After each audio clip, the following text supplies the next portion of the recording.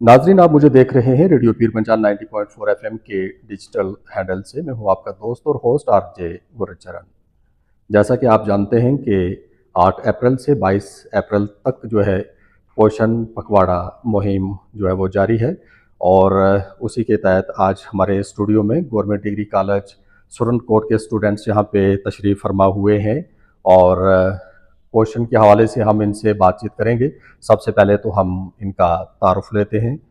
नाम जानना चाहेंगे कि क्या नाम है आपका और आप किस सेमेस्टर के स्टूडेंट हैं? सर, मेरा नाम सैफुद्दीन सोज़ है और मैं 4th सेमेस्टर से हूँ। और सेमेस्टर से। सैफुद्दीन जी, एक चीज़ मैं जानना चाहूँगा कि जिस तरीके से ये गवर्नमेंट ने हमारी ने ये मुहिम का आगाज़ किया है, तो ये किस हद तक आपको सूदमान फ़ायदेमंद लगती है और इसका मेन मकसद क्या है? सर, इसका मेन मकसद यही है कि अवेयरनेस होनी चाहिए। जो भी जितने भी हमारे समाज में जैसे बीमारियां हैं उनसे अवेयरनेस होनी चाहिए लोगों को। ख़ासकर जिस तरीके से बीमारियां फैलती हैं और उसकी अवेयरनेस नहीं होती है।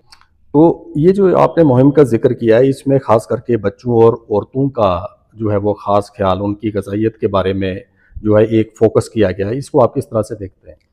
सर, मैं तो इसको सर एक पॉजिटिव वे से देखूंगा, क्योंकि सर काफ़ी सारी बीमारियां हमारे समाज में होती हैं और उसकी वजह से सर जो फीमेल होती हैं वो भी चुप ही रहती हैं, उतना वो बोल नहीं सकती हैं और जिस तरीके से डिस्क्रिमिनेट भी किया जाता है कई बार फैमिली में। जी, जी। मैं आपसे नाम जानना चाहूँगा, क्या नाम जी है आपका? सर, मेरा नाम साकिब महमूद है और मैं बीएससी सेकंड सेमेस्टर का जी। स्टूडेंट हूँ। साकिब जी, ये जो मुहिम जारी है, क्या आपको लगता है कि आज की तारीख में भी हमारी बहनें, माएँ कहीं न कहीं पर वो जो उनको जो चीज़ मिलनी चाहिए गवर्नमेंट की तरफ से तो उनको दिया जा रहा है, लेकिन क्या वजह है कि वो उसका फ़ायदा नहीं उठा पा रही हैं? सर, अगर हम स्टार्टिंग से बात करें इस टॉपिक पे, तो जो हमारी फीमेल्स हैं, माई हैं, बहनें हैं, तो अगर हम देखें हमारी जो सोसाइटी, एक समाज की बुनियाद ही एक औरत है। एक तंदुरुस्त औरत ही एक तंदुरुस्त बच्चे को जन्म देगी, फिर उसी से हमारी एक तंदुरुस्त हमारा समाज बनेगा। लेकिन अगर हम कहें गवर्नमेंट ने हर तरह से मदद कर रही है। अगर हम बात करें तो अगर कोई औरत है प्रेगनेंसी के स्टार्टिंग से ही गवर्नमेंट उसको वैक्सीनेशन दे रही है। आंगनवाड़ी वर्कर्स हमारी जितनी भी हैं, जो उनका भी एक पोषण ट्रैकर अभियान चल रहा है कि उसमें कितनी नूरिशमेंट देनी है आपको, उनको जो राशन दिया जा रहा है। तो गवर्नमेंट हर तरह से जो है मदद कर रही है, लेकिन कहीं ना कहीं किसी वजह से ग्राउंड लेवल पे या औरतें जो हैं या हमारे घर की वजह से जो हैं औरतें जो है निकल नहीं सकती घरों से, या उनके घर वाले फैमिली वाले उनसे कोऑपरेट नहीं कर पा रहे, जिस वजह से जो है उनमें जो है न्यूट्रिशन की कमी हो जाती है। अगर हम बात करें, सबसे पहले हम समझना चाहेंगे न्यूट्रिशन हम बोलते हैं किसको हैं। न्यूट्रिशन जो हम खाना खाते हैं उसमें कुछ ऐसे कंपोनेंट्स होते हैं, कुछ ऐसी चीजें होती है जो हमारी बॉडी की जो है सेहत के लिए या फंक्शन काम करने के लिए बहुत ही जरूरी होती हैं, और इसके लिए जरूरी है कि हम ओवरऑल हर तरीके का खाना खाएं। लेकिन अगर हम आज देखें तो हमारे इंडिया में, हिंदुस्तान में 75% से जो ज्यादा आबादी है वो आज भी जो है विलेज में रहती है। और कहीं ना कहीं अगर हम देखें, एक मेन वजह जो है न्यूट्रिशन की कमी का ये है कि अगर जो है एक करेक्टरिस्टिक रूरल एरिया की ये है कि वहां पे ज्यादातर लोग जो हैं एग्रीकल्चर में एंगेज होते हैं, और उससे होता क्या है कि फॉर एग्जाम्पल मैं अपनी लोकल एरिया की यहाँ की बात करूँ, पुंछ की बात करूँ, तो यहाँ पे जो ग्रामीण क्षेत्र के लोग हैं, तो फॉर एग्जाम्पल एक सीजन में आया, उसमें एक सीजन की सब्जियां चल रही हैं, कद्दू चल रही है, हम वही खाते जा रहे हैं। अगर कद्दू चल रही है 1-2 महीने, हम वही कद्दू खाते जा रहे हैं, वही बैंगन खाते जा रहे हैं। उस वजह से होता क्या है कि न्यूट्रिशन की कमी होती है हमारी बॉडी में। और अगर हम देखें कि जो इस स्कीम का जो है जो मेन मोटिव भी यही है कि फीमेल चाइल्ड्स और एडोलेसेंट्स गर्ल, और मेन फोकस इन्हीं पे रखा गया है। वो रखा कि मैंने जैसे आपको स्टार्टिंग में बताया कि हमारी जो सोसाइटी की बुनियाद यही चीजें हैं, है ना। इसलिए जरूरी है कि हम इन्हीं को जो है मेन फोकस रखें और इन्हीं पर तवज्जो दें, ताकि हमारी सोसाइटी भी है वो इसमें आगे बढ़ सके। और कहीं ना कहीं हम देखें तो इंडिया एक ऐसा पहला भारत मुल्क है जिसने 1951 में एक प्रोग्राम सबसे पहले पूरी वर्ल्ड में चलाया था, फैमिली प्लान के नाम से।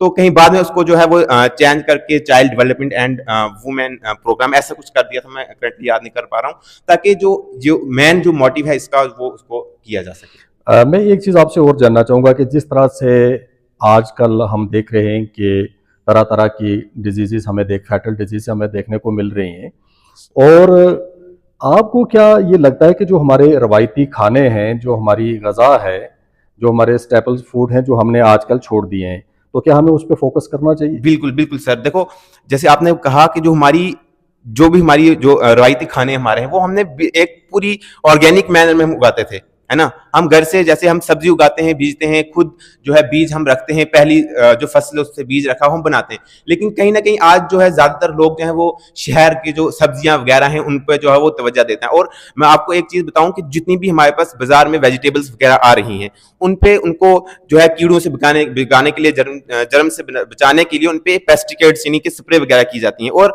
जब आप देखोगे कि जब एक चीज है उस पर जब स्प्रे की जा रही है बार बार बार उन पे एक तह सी जम जाती है, और हम कहीं खुशी से हम खाते हैं भाई ये फ्रूट हमारे हैं, हम पूरी रिसर्च नहीं करते हैं हम उस चीज के ऊपर कि उन पे केमिकल्स कितने हैं। उसको हमें चाहिए कि हमें उनमें देखने चाहिए कि ये बन कैसे रही है ना। हमारे पास सोशल मीडिया, आज हम सोशल मीडिया से ये देख सकते हैं कि कोई भी चीज अगर फार्मिंग हो रही है वो हो किस तरीके से रही है, उसमें कौन कौन से हम जो है फर्टिलाइजर्स का इस्तेमाल कर रहे हैं। और अगर हम उनको कंपेयर करें अपनी रवायती से, तो एज कम्पेयर टू आज जो हमारे पुराने हम या गाँव में जो हम आज भी उगाते हैं वो जो है वो ज्यादा फायदेमंद है। तो बहुत ही कीमती और आपने ख्यालात यहाँ पे रखे, और सबसे पहले तो आपका नाम जानना चाहेंगे। Thank you sir. मेरा नाम समरीन अफजल है और मैं बीएससी सेमेस्टर 6 की स्टूडेंट हूँ गवर्नमेंट डिग्री कॉलेज सुरनकोट से। तो आप हमें ये बताएं कि एक आम औरत, जो कि आपको पता है कि जैसे 70% हमारी पॉपुलेशन जो है वो गांव में रहती है, और ख़ास करके गांव के अंदर जो हमारी बहनें हैं वो इस पे इतना फोकस करती नहीं है। उनका सिर्फ इतना होता है कि जो हमने खा लिया, हमारा पेट भर गया, तो बस वही है। तो बैलेंस डाइट से आप क्या समझते हैं, और किस तरह से हम एक आम जो गांव की कम पढ़ी लिखी जो हमारी बहन है, हमारी माँ है, उसको किस तरह से हम ये पैगाम पहुंचा सकते हैं? और ये पोषण से क्या मुराद है, आप ज़रा सादे अल्फाज में हमें समझाएं ताकि आम जो कम पढ़ी लिखी एक वीमेन है वो इसको समझ सके। सर अगर हम देखें तो पोषण और एक बैलेंस डाइट को हम अगर एक दूसरे का साइनोनिम कहें तो ये बात ज़्यादा बेटर रहेगी। पोषण मीन्स एक हॉलिस्टिक जो फूड जो है वो सिर्फ प्रेग्नेंट या विमेन या चिल्ड्रन को नहीं, बल्कि ओवरऑल हमारे विलेज या जो भी अर्बन एरिया, मतलब हर इंडिविजुअल को एक प्रॉपर बैलेंस्ड तरीके से फूड मिलनी चाहिए। बैलेंस डाइट ये वो मतलब है कि carbohydrate, protein, vitamin and folic acids and omega 3, मतलब food should be complete in all that components. तो आपने जैसा पूछा कि गांव की औरतें जो हैं उनको इस बारे में अवेयर नहीं होता है कि वो उनको किस तरह की ग़िज़ा कब कैसे और ड्यूरिंग प्रेगनेंसी या ड्यूरिंग लैक्टेशन पीरियड किस तरह से खानी चाहिए।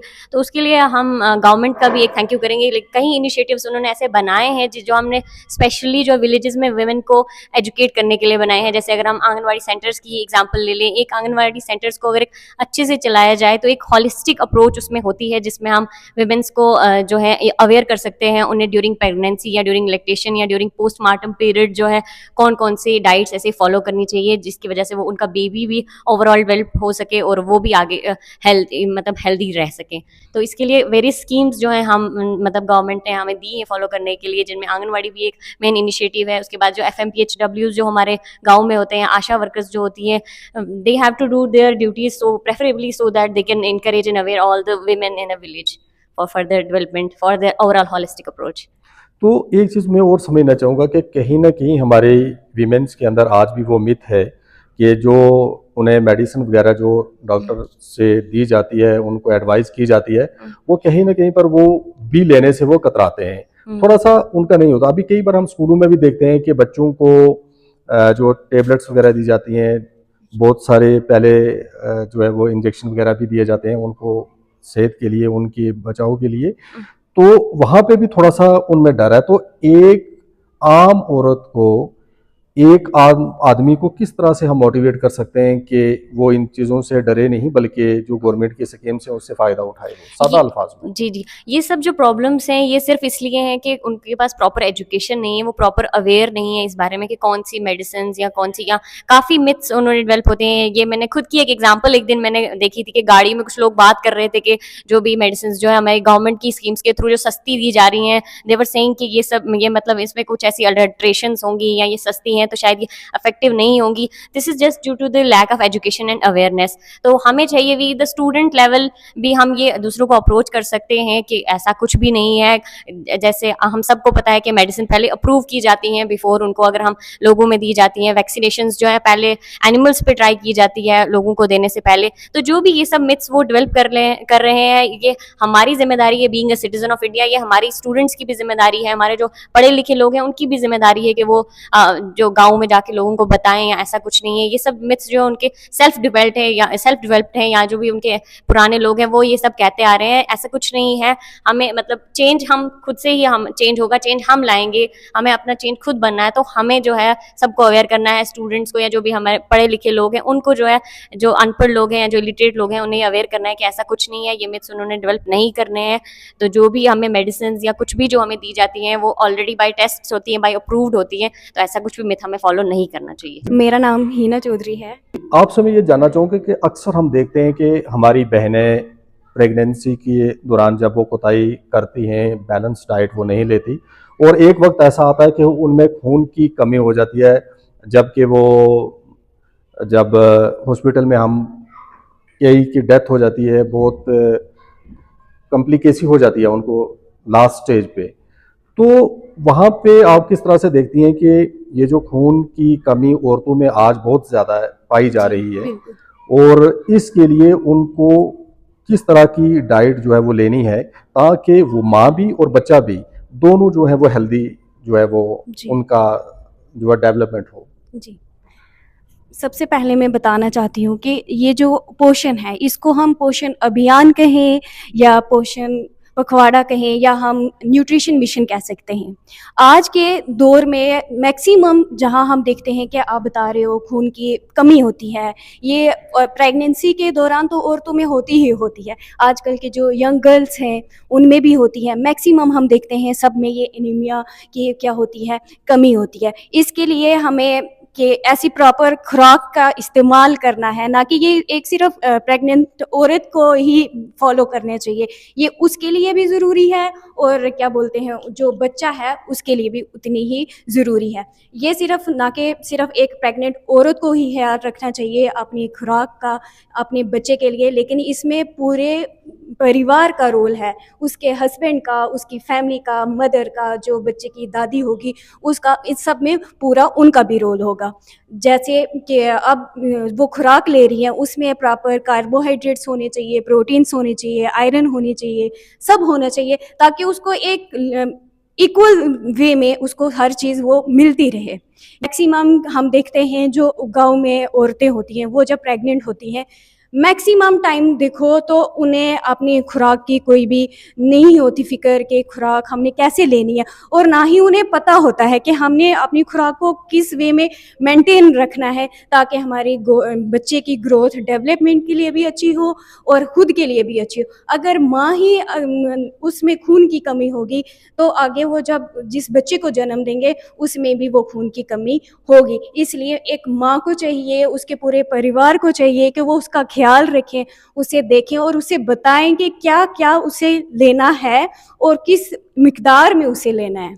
ये आपने जो बातें बताई हैं, अगर एक आम फैम जो हमारी बहनें हैं जिनको ये पता नहीं कि प्रोटीन क्या है, उसके बाद ये विटामिन्स क्या है, तो आप उनके लिए ये बताएं कि क्या क्या चीज़ उन्हें खानी चाहिए, कैल्शियम किस में है, प्रोटीन किस में है, और जो एक सादा गांव में रहने वाली हमारी बहन उसको ये पता चल सके कि ड्यूरिंग प्रेगनेंसी उसको ये लेना है।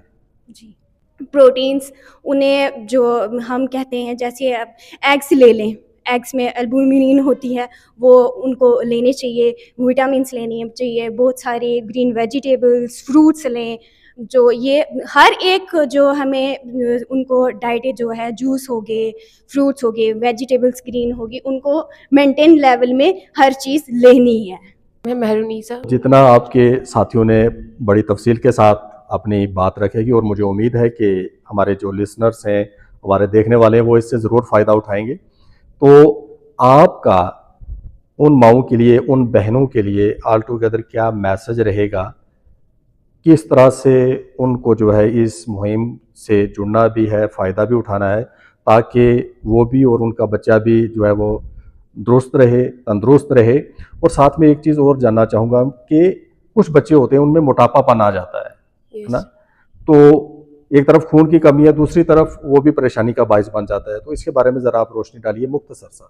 जैसे कि मेरे साथियों ने आपको बताया कि किस तरह से न्यूट्रिएंट्स प्रॉपर डाइट वगैरह लेनी चाहिए प्रेग्नेंट औरतों को, और उससे उनका जो बच्चा है वो भी हेल्थी रहेगा, तो उनने प्रॉपर बताया है। तो मैं नेक्स्ट ये चाइल्ड ओबिसिटी के बारे में बात करना चाहूँगी। आजकल के पेरेंट्स समझते हैं कि हमारे बच्चे जो हैं वो क्यूट होते जा रहे हैं, बल्कि वो क्यूट नहीं, वो चाइल्ड उसमें एक्स्ट्रा ओवर वेट आ जाता है। तो उनको इस पे क्या करना चाहिए, इसमें सवाल ये है कि इन सबको ठीक कैसे किया जाता है। तो इसका जवाब ये है कि एक हेल्थी लाइफस्टाइल अपनाना होगा, और इसमें हमारे पास 3 मैजिकल स्टेप्स हैं। वो क्या है, सबसे पहले हमें हेल्थी खाना होगा। हेल्थी हम जब प्रॉपर डाइट लेंगे, फिर उसके बाद हमें एक्सरसाइज प्रॉपर करनी होगी। फिर उसके बाद जो आजकल ज़्यादा बच्चों में ये है कि वो फ़ोन बहुत ज़्यादा यूज़ करते हैं, तो उससे पहले उनको स्क्रीन टाइम बहुत ज़्यादा कम करना होगा, और फिज़िकल एक्टिविटी करनी होगी। एक्सरसाइज जब तक प्रॉपर नहीं करेंगे तो उनमें जो वो एक्स्ट्रा वेट गेन होता है, तो ये सब चीज़ें उनको देखनी चाहिए। और इनमें पेरेंट्स का बहुत ज़्यादा अहम रोल होता है कि वो अपने बच्चों को देखें वो क्या कर रहे हैं। और आजकल बच्चों की बहुत आदतें बिगड़ रही हैं, वो स्नैक्स खाते हैं, और इनमें जो है प्रॉपर मतलब कैलोरीज तो होती हैं लेकिन न्यूट्रिएंट्स नहीं होते हैं। तो यही है कि फ़िज़िकल एक्टिविटी करें और स्क्रीन टाइम कम करें, हेल्थी लाइफस्टाइल अपनाएं। तो मैं यही कहना चाहूँगी।